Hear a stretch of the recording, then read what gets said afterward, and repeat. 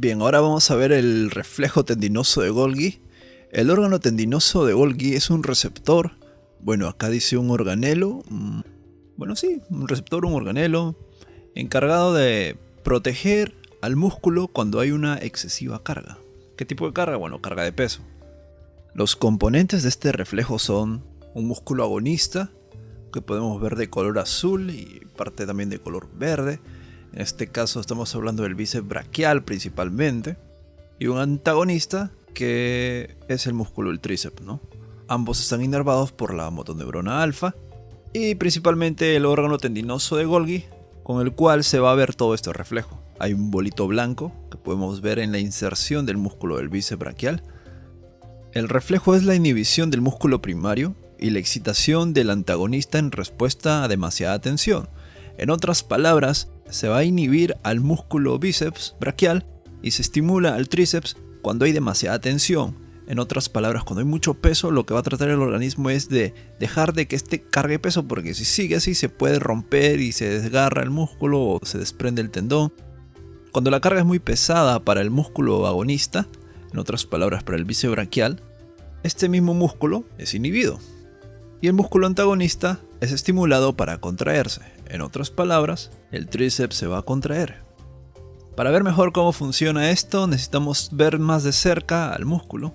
Acá podemos observar al órgano tendinoso de Golgi. En sí es un receptor de tipo encapsulado, se encuentra ahí en el tendón. Los órganos tendinosos de Golgi contienen solamente neuronas aferentes, neuronas sensoriales. Cuando el músculo produce demasiada tensión, va a haber un impulso nervioso que va a llegar a la médula con el fin de inhibir a la motoneurona alfa, la cual está a cargo del músculo agonista. De esa manera, al ser inhibida, disminuye la contracción del músculo agonista, en otras palabras del bíceps se está disminuyendo, y a su misma vez hay otro impulso que estimula la motoneurona alfa del músculo antagonista, en otras palabras del tríceps. De esa manera este se contrae, en consecuencia reduciendo la tensión del músculo agonista mediante la reducción de la fuerza de contracción y el apoyo en el trabajo con el músculo antagonista.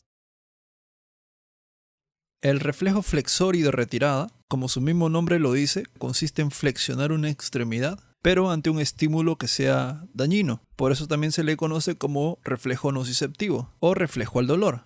Sin embargo, en las zonas donde no tenemos extremidades, va a haber un patrón de retirada, va a haber un movimiento de alejarse ante el estímulo dañino. Solo en esos casos se llama reflejo de retirada, que viene a ser prácticamente lo mismo. Los libros se matan metiéndole términos y términos a algo que es prácticamente lo mismo. Bien, por otro lado, el mecanismo neuronal consiste en tres partes importantes. Primero tenemos los circuitos divergentes. Los circuitos divergentes están con el fin de diseminar el reflejo hasta los músculos necesarios para efectuar la retirada. Segundo, circuitos destinados a inhibir a los músculos antagonistas. Estos también son llamados circuitos de inhibición recíproca, porque es obvio, si tú vas a flexionar el brazo, el músculo extensor tiene que inhibirse.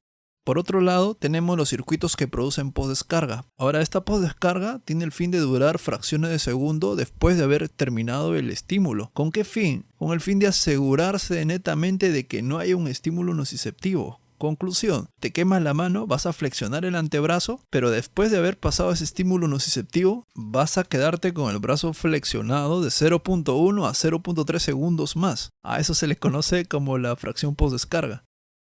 El patrón de retirada consiste en que los centros integradores de la médula hacen que se contraigan los músculos que son más eficaces para apartar la zona dolorosa del cuerpo del objeto que genera el dolor.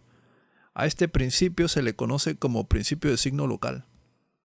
Como pueden ver en la imagen, una persona está pisando un clavo o una aguja y se observa que las interneuronas están estimulando el músculo flexor e inhibiendo el extensor. En cambio, en el miembro opuesto ocurre todo lo contrario. Se estimula al músculo extensor para poder tener firmeza y equilibrio, y se inhibe al flexor para que así la pierna pueda estar extendida. Bien, ahora vamos con los reflejos medulares que causan espasmo. Definamos qué es un espasmo. Bueno, un espasmo es un calambre nada más. ¿Y qué es un calambre? Es una contracción dolorosa e involuntaria del músculo.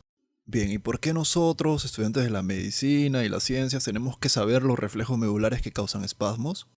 Bueno, es importante saberlos para el aspecto clínico. Por ejemplo, cuando hay una fractura, es decir, una pérdida de la continuidad ósea, se puede observar que en los músculos que rodean a un hueso fracturado aparece un tipo de espasmo. Pero ¿por qué se contraen estos músculos? Es la gran pregunta. Bien, esto se debe a impulsos dolorosos que salen desde los extremos del hueso roto.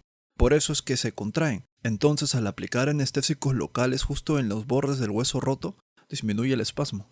Asimismo, los anestésicos generales también logran disminuir el espasmo. Muchas veces es necesario recurrir a uno de estos métodos para poder recolocar los extremos óseos. En el caso de la inflamación del peritoneo parietal, ocurre un espasmo abdominal. Los músculos se mantienen firmemente contraídos. En las intervenciones quirúrgicas abdominales, por ejemplo, los impulsos dolorosos que provienen del peritoneo desencadenan la contracción de los músculos abdominales, haciendo que los intestinos puedan salir por la herida quirúrgica. Por eso es que en la cirugía abdominal se suele recurrir a la anestesia profunda. Si a alguno de ustedes les han operado por una apendicitis sabrán a qué me refiero, ¿no? O sea, los duermen y ahí están tranquilos, bien felices, no saben qué les hicieron. Causas de calambre muscular. Bien, tenemos frío intenso, ausencia de flujo sanguíneo, ejercicio excesivo, la falta de potasio. Bien, estas situaciones pueden despertar dolor u otras señales sensitivas que se transmiten desde el músculo hasta la médula espinal. Y estos así pueden desencadenar una contracción refleja en el músculo, como un mecanismo de autorregulación. Nada más, eso es todo.